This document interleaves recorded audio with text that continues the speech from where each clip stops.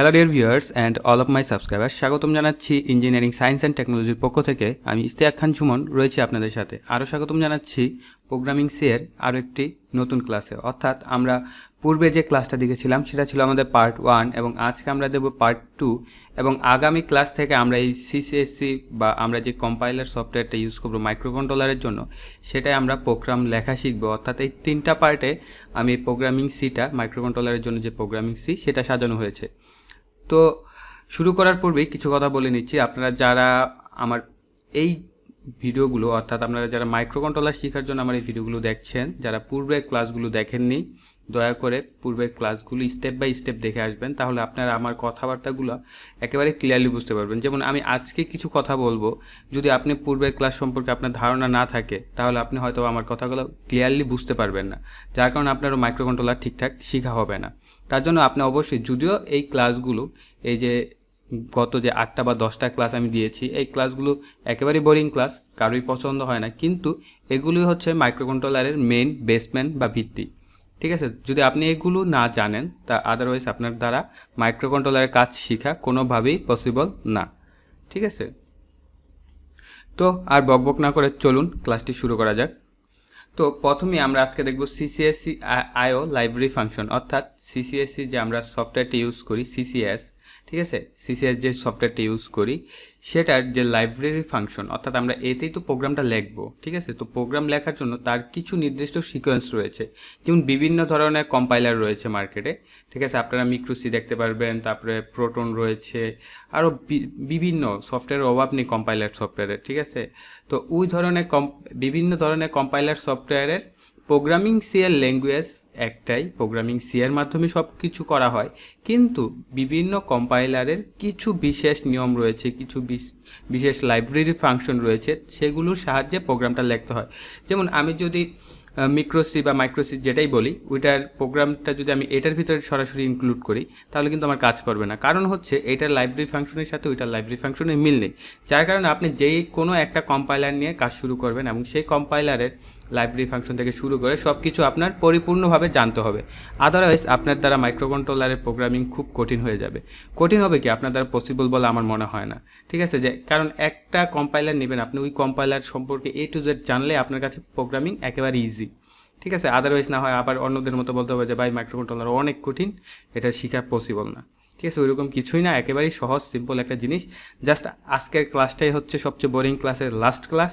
তারপর থেকে আশা করি আপনারা প্রতিটা ক্লাসেই খুব আনন্দ পাবেন, কারণ পরবর্তী ক্লাসগুলো হবে ডাইরেক্টলি প্র্যাকটিক্যাল, থিওরি এবং সব কিছুর কম্বিনেশনে একদম পারফেক্ট ক্লাস। ঠিক আছে, এবং আপনারা এনজয় করতে পারবেন। ঠিক আছে, তো এখন এই সিসিএস সফটওয়্যারটা যারা এখন ইনস্টল করেননি তারা অবশ্যই কি ডিসক্রিপশন বক্সে এই সিসিএস সফটওয়্যার ডাউনলোড লিঙ্ক পাবেন এবং সেই জায়গায় একটা ভিডিও লিঙ্কও পাবেন। ঠিক আছে, উপরে আই বাটনেও পাবেন আপনারা ভিডিও লিঙ্ক। ঠিক আছে, সেখান থেকে অবশ্যই কি ভিডিওটা আগে দেখবেন কীভাবে সেট আপ করতে হয়, এই কিছু বিশেষ নিয়ম অনুযায়ী সেট আপ করতে হয়। এগুলো নর্মাল সফটওয়্যারের মতো হুটহাট সেট আপ করলেই সেট আপ হয় না, যার কারণে আপনারা একটু কষ্ট করে ডিসক্রিপশন বক্স থেকে, ঠিক আছে, আগে ভিডিওটা দেখবেন, তারপরে ভিডিওটা দেখার পরে ওই ভিডিওর ডিসক্রিপশন বক্সে আপনি সফটওয়্যারের লিঙ্ক পাবেন, সেখান থেকে সফটওয়্যারটা ডাউনলোড করে ইনস্টল করে দেন আমার সাথে তাল মিলিয়ে প্রোগ্রাম লেখা শুরু করবেন। ওকে, তো আমরা এখন প্রথমে যেটা দেখব সেটা হচ্ছে CCS C I library function, অর্থাৎ আমরা এই সফটওয়্যারটার লাইব্রেরি ফাংশন দেখব। তো প্রথমেই যেটা রয়েছে ডিলে MS ফার্স্ট ব্র্যাকেট দিয়ে দেখেন অনেকগুলো NN দেওয়া আছে। এটার মানে হচ্ছে যে জায়গায় বিভিন্ন রকমের ডিজিট বসবে, যেমন 1 2 3 4 হতে পারে, 1000 হতে পারে, 5000 হতে পারে, 6000 হতে পারে, এই ধরনের ডিজিটগুলো বসবে। ঠিক আছে, তো এই বাম পাশের যে লেখাগুলো আপনারা দেখতে পাচ্ছেন যেরকম ডিলে MS আউটপুট এই ধরনের লেখাগুলো, এই বাম পাশেরগুলো হচ্ছে আমাদের লাইব্রেরি ফাংশন হিসেবে, অর্থাৎ আমরা যে প্রোগ্রাম লিখবো প্রোগ্রামে এই লাইনগুলো লিখবো, আর ডান পাশে ডটের পরে যে লাইনগুলো রয়েছে এগুলো হচ্ছে এই লাইনগুলোর মিনিং। ওকে, তো প্রথমে আমরা যেহেতু দেখলাম যে ডিলে MS ফার্স্ট ব্র্যাকেট, তারপর 3টা N এবং ফার্স্ট ব্র্যাকেট ক্লোজ, মানে এই জায়গায় বিভিন্ন ডিজিট হবে, 1000 হতে পারে, 2000 হতে পারে, এই ধরনের লেখা থাকবে। এটা দ্বারা বোঝায় ডিলে ইন মিলি সেকেন্ড। আমরা যদি MS দ্বারা বোঝায় হচ্ছে মিলি সেকেন্ড। দেখেন পরবর্তী যে লাইনটা রয়েছে সেটা লেখা হচ্ছে ডিলে আন্ডার স্পেস US, অর্থাৎ মাইক্রো সেকেন্ড। অবশ্যই এটা আন্ডার স্পেস, এটা মাঝখানে ওই যে হাইফেন ইউজ করে, এটা হাইফেন না, এটা আন্ডার স্পেস। ঠিক আছে, ওকে, তো delay under space micro second, US দ্বারা বোঝায় মাইক্রো, এটা আমরা সবাই জানি। তো আবার ফার্স্ট ব্র্যাকেট এই জায়গায় 1000 2000 যে কোনো একটা সময়ের উল্লেখ থাকবে, তার মানে এটার অর্থ দাঁড়াচ্ছে ডিলে ইন মাইক্রো সেকেন্ড। তারপরে দেখেন আমরা রয়েছে output under space x bracket N.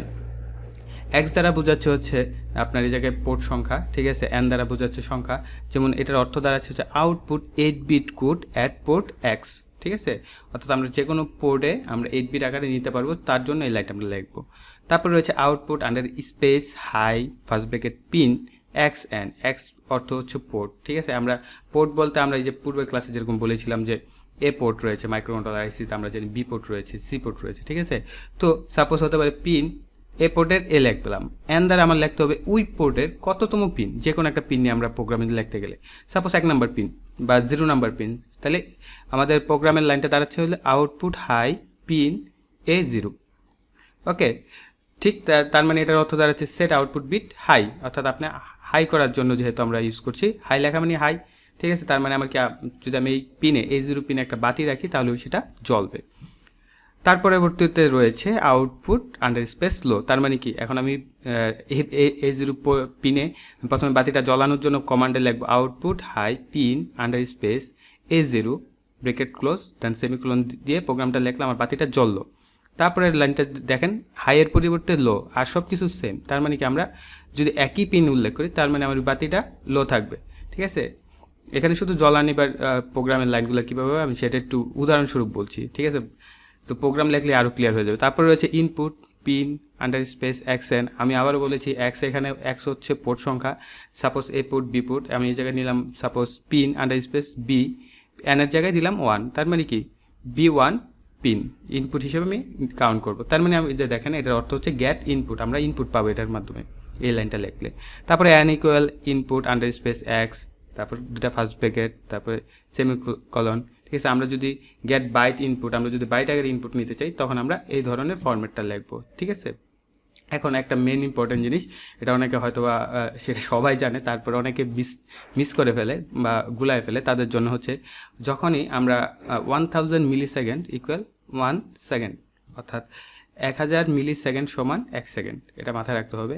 আবার কি 1000 মাইক্রো সেকেন্ড সমান 1 মিলি সেকেন্ড, এটা অল টাইম মুখস্থ রাখবেন অন্তত এই সিসিএস লাইব্রেরি ফাংশন বলেন আর মাইক্রোকন্ট্রোলার বলেন, কারণ আমাদের ডিভাইসের নামই হচ্ছে মাইক্রোকন্ট্রোলার। তার মানে আমাদেরকে মাইক্রো সেকেন্ড মিলি সেকেন্ডের হিসাব মাস্ট রাখতে হবে, আর সেকেন্ডের হিসাব, এই তিনটা কনভার্সন অল টাইম মুখস্থ রাখবেন, ঠিক আছে। তারপরে আমরা আসি অল্টারনেটিভ সিসিএসসি ফাংশনে।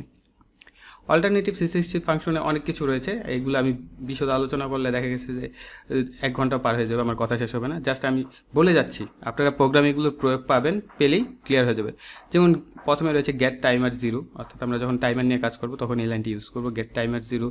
তারপরে এই জায়গায় আমরা চাইলে সময়ের উল্লেখ করতে পারি, যার জন্য 3টা এন দিয়ে ব্রেকেট।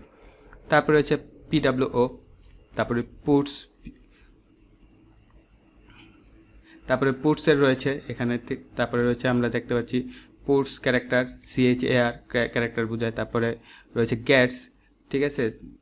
তারপরে গ্যাটস ক্যারেক্টার রয়েছে। তারপরে হচ্ছে ইফ, যেমন আমরা গত ক্লাসে শিখেছি প্রোগ্রামিংয়ে যে ইফ কন্ডিশন, ঠিক আছে। আমরা ইফ দ্বারা কিভাবে প্রোগ্রামে লিখবো সেটা আমরা কিন্তু ইফ কন্ডিশন সম্পর্কে জেনেছিলাম, এবং দুটা ফরম্যাট এখানেও দেখেন ঠিক সেম। ইফ দিয়ে আমরা চাইলে ফরম্যাটটা লিখবো সিসিএসসি এইভাবে যে ফার্স্ট ব্রেকেট থাকবে, ইনপুট থাকবে, তারপরে ব্রেকেট পিন অ্যাকশন, অর্থাৎ আমরা যদি নির্দিষ্ট কোনো একটা পিনকে ইফ কন্ডিশনে রাখতে চাই তখন আমরা এই ফরম্যাটটা ইউজ করব। এবং পরবর্তী ফরম্যাটটা দেখেন, যেমন if input first bracket pin under space action double equal 1, তার মানে বোঝাচ্ছে যে এটা দ্বারা বোঝাচ্ছে হাই, ঠিক আছে। 1 মানে হচ্ছে হাই, অর্থাৎ আমি যদি A0 পিনে এখানে উল্লেখ করি তাহলে মানে A0 পিনটা হাই। আবার ইফ পরেরটা দেখেন ইফ ডাবল ইকুয়াল 0, তার মানে কি, অর্থাৎ আমার এটা হচ্ছে লো। আমি আগে বলেছি আপনারা হাই বলতে 1, ঠিক আছে, লো বলতে 0, এগুলো মাথায় রাখতে হবে অল টাইম। তারপরে হোয়াইল রয়েছে, হোয়াইল সম্পর্কে আমরা জানি, ঠিক আছে। যেমন হোয়াইল ইনপুট পিন অ্যাকশন, হোয়াইলও আমরা চাইলে ইফের মতো ইউজ করতে পারবো প্রোগ্রামে। তারপরে হোয়াইলের দেখেন ঠিক সেমভাবে আবার হোয়াইলের রয়েছে, যে পরবর্তীটা হচ্ছে হোয়াইল। দেখেন এটা হচ্ছে আমরা কিন্তু শিখেছিলাম যে নট গেটের যে সিম্বলটা, দেখেন প্রথমে নট গেট রয়েছে, তারপরে ইনপুট পিন অ্যাকশন, অর্থাৎ আমরা যদি একটা জিনিসকে উল্টো হিসেবে প্রোগ্রামে করতে চাই, একই কাজ কিন্তু ওইটার উল্টোটা করবে, তখন আমরা এই নট গেট হিসেবে ইউজ করতে পারি, ঠিক আছে। আমরা জানি কি নট গেটের ইনপুটে হাই হলে আউটপুটে লো, ইনপুটে লো হলে আউটপুটে হাই, ঠিক সেমভাবে। পরবর্তীতে দেখেন হোয়াইলে আবার রয়েছে কি ওই ইফের মতো, if while first bracket input তারপরে first bracket P under space X N double equal 1 আবার ডাবল ইকুয়াল 0, তার মানে কি বোঝায় হাই এবং লো। ওকে, তারপরে রয়েছে হোয়াইল 1 আর হোয়াইল ট্রু, এই যে আমি আগেই বলেছি গত ক্লাসে এগুলো বলা হয়েছে, ঠিক আছে। তো আর এটা নিয়ে বেশি আলোচনা করলাম না, এগুলো প্রত্যেকটা মিনিং যদি আমি একটা করে আপনাদের ব্যাখ্যা করতে যাই অনেক সময় লাগবে, তো ক্লাস বড় না করি। এখন আমরা দেখব প্রিন্ট এফ ফাংশন। আগে বলে নিচ্ছি যে প্রিন্ট এফ ফাংশনগুলো কি। প্রিন্ট এফ ফাংশনগুলো মূলত ব্যবহার করে থাকে আপনার যখন কম্পিউটার স্ক্রিনে আপনি মাইক্রোকন্ট্রোলার থেকে কোনো ডাটা ডিসপ্লে আকারে দেখতে যাবেন, অথবা আপনি কোনো ছোটো একটা ডিসপ্লেতে আপনার মাইক্রোকন্ট্রোলারের সাথে লাগানো সেই ডিসপ্লেতে দেখতে যাবেন, অথবা কম্পিউটার ডিসপ্লে হোক, ল্যাপটপের ডিসপ্লে হোক, কোথাও আপনি এটার ইন্টারফেসের মাধ্যমে যদি কোনো লেখাকে আপনি প্রোগ্রামিংয়ের দ্বারা দেখতে চান, তখন আমরা এই প্রিন্ট এফ ফাংশন এবং স্কেপ সিকোয়েন্স এই দুইটা অপশন ম্যাক্সিমাম ইউজ করে থাকি। তো এই ফাংশনগুলো কি সেগুলোর সাথে এখন পরিচয় করাবো। যেমন প্রথমে আসি প্রিন্ট এফ ফাংশন ডিক্লারেশন কীভাবে করতে হয়। তো %c দ্বারা সিঙ্গেল ক্যারেক্টার বোঝানো হয়, %d দ্বারা সিঙ্গেল ডেসিমেল ইন্টিজার বোঝানো হয়, %f দ্বারা ফ্লোটিং পয়েন্ট অর্থাৎ ডেসিমেলের যে নোটেশন রয়েছে সেগুলোকে ইনক্লুড করার জন্য, ঠিক আছে। তারপরে রয়েছে %e দ্বারা ফ্লোটিং পয়েন্ট, ঠিক আছে, এটা হচ্ছে আপনার সাইন্টিফিক নোটেশনের জন্য ইউজ করি আমরা, ঠিক আছে। তারপরে হচ্ছে %u আনসাইন্ড ডেসিমেল ইন্টিজার, তারপরে রয়েছে %x আনসাইন্ড হেক্সাডেসিমেল ইন্টিজার, তারপরে এটা বড় হাতের এক্স আনসাইন্ড হেক্সাডেসিমেল ইন্টিজার। ওকে, তবে বড় হাতের এক্স ইউজ করবো আমরা আপার কেস অর্থাৎ বড় হাতের লেখা দেখার জন্য, আর লোয়ার কেস ইউজ করবো ছোটো হাতের লেখা দেখার জন্য, ঠিক আছে। তারপরে আসি আমরা স্কেপ সিকোয়েন্স, আজকের ফাইনাল অপশন এটা। তো স্ল্যাশ এন দ্বারা বোঝায় নিউ লাইন, অর্থাৎ আমরা দেখেন স্ল্যাশটা খেয়াল করেন, এটা কিন্তু উল্টা স্ল্যাশ ইউজ করবেন না, সবসময় কি বাম থেকে ডানে নিচের দিকে নেমে যাবে, এই স্ল্যাশটা ইউজ করবেন, ঠিক আছে। উল্টোটা ইউজ করলে আপনার প্রোগ্রামে কিন্তু আপনার যেটা লেখা দেখতে চান সেটা লেখা দেখতে পারবেন। আমরা প্রোগ্রামে যখন এই স্ল্যাশ এন ইউজ করবো তখন আমরা নিউ লাইন, ঠিক আছে। আমরা দেখা যাচ্ছে আমার নাম ইস্তেয়াক, ঠিক আছে, আমি নিচে রাখলাম আমার বাড়ি অমুক জায়গায়, ঠিক আছে। এই যে দুইটা লাইন, একটা লাইনের পরে যে আরেকটা লাইন আসবে, এটার পরের লাইনটাকে আমরা নিউ লাইন হিসেবে নিব, ঠিক আছে। তো নিউ লাইন হিসেবে যখন আমরা দেখতে যাব তখন আমরা /n ইউজ করব, /t ইউজ করব হরিজেন্টাল ট্যাব দেখার জন্য, /r ইউজ করব ক্যারেজ রিটার্ন অর নিউ র তো আমরা জানি, ঠিক আছে, তো রো নেওয়ার জন্য। তারপর /f ইউজ করব from feed or new page, /fটা আমরা ইউজ করে থাকি ম্যাক্সিমাম নিউ পেজের জন্য, ঠিক আছে, মানে আমার একটা পেজের লেখা শেষ, পরবর্তী পেজে আমি আবার নতুন একটা লেখা দেখতে চাই ওই ক্ষেত্রে। তারপরে সিঙ্গল কোট ইউজ করব, ঠিক আছে, আমরা সিঙ্গেল কোট লেখার ভিতরে দেখার জন্য। তারপরে ডাবল কোট ইউজ করব ডাবল কোট দেখার জন্য, ঠিক আছে। তারপরে /ব্যাকস্ল্যাশ বলে এটাকে, ঠিক আছে, ডাবল ব্যাকস্ল্যাশ ইউজ করব ব্যাকস্ল্যাশের জন্য। তারপরে % দেখার জন্য ডাবল % ইউজ করতে হবে, দুইটা ইউজ করলে একটা দেখাবে, ঠিক আছে। তারপর কোয়েশ্চেন নোট দেখার জন্য কোয়েশ্চেন মার্কস। তারপরে /b দেওয়া ব্যাক স্পেস বোঝায়, তারপরে /b দ্বারা ভার্টিক্যাল ট্যাব বোঝায়।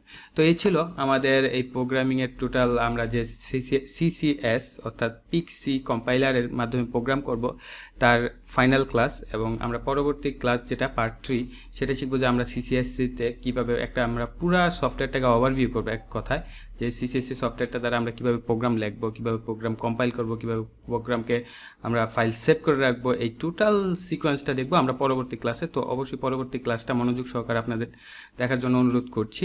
আর যারা আপনারা এখনও সিকোয়েন্স অনুযায়ী আমার ভিডিওটি দেখেননি, প্লিজ আগে সিকোয়েন্স সহকারে দেখেন।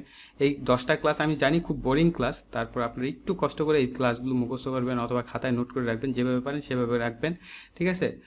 এক কথা হচ্ছে আপনার কালেকশনে রাখবেন, আদারওয়াইজ আপনি যত ভালো প্রোগ্রামারে হন না কেন আপনি ভুলে যাবেন, ঠিক আছে। এই জিনিসগুলো আপনার লাগবেই, আপনার প্রোগ্রামার হতে গেলে এটা লাগবেই, মাইক্রোকন্ট্রোলার কাজ করতে গেলে এটা লাগবেই, মাস্ট। ওকে, তো আর কোনো কথাবার্তা নয়, এখনই বিদায় নিব। তো অবশ্যই যারা ভিডিওটি দেখছেন কষ্ট করে দেখেছেন, তো আমিও কষ্ট করে ভিডিও বানিয়েছি, তো আপনাকে অনেক ধন্যবাদ যেহেতু কষ্ট করে আপনি ভিডিওটা দেখেছেন। তো দেখার পরপরই একটা লাইক দিয়ে দেবেন, লাইকটা দিলে আমার উৎসাহ বাড়ে, আর কমেন্ট করলে তো আরও বেশি উৎসাহ হয়, ঠিক আছে। ভালো মন্দ দুইটাই আপনারা চাইলে কমেন্টে লিখতে পারেন, ঠিক আছে। আপনাদের মতবাদ আসলে আমার জন্য খুবই উপকার হয়, যে আমি হতে পারে আমার কোনো একটা জিনিস প্রবলেম বা কোনো একটা ভুল করেছি বা কোনো একটা সমস্যা থাকতে পারে আমার, তো আমি চেষ্টা করবো আপনাদের ওই মন্তব্যের উপরে ডিপেন্ড করে আমার ওই জিনিসটা সমাধান করা। এবং যারা আমার চ্যানেলটিতে প্রথমবারের মতো ভিজিট করছেন অবশ্যই কি চ্যানেলটিকে সাবস্ক্রাইব করে নেবেন এবং বেল বাটনটি অ্যাক্টিভ করে দেবেন, তাহলেই পরবর্তী ভিডিও সবার আগে পেয়ে যাবেন।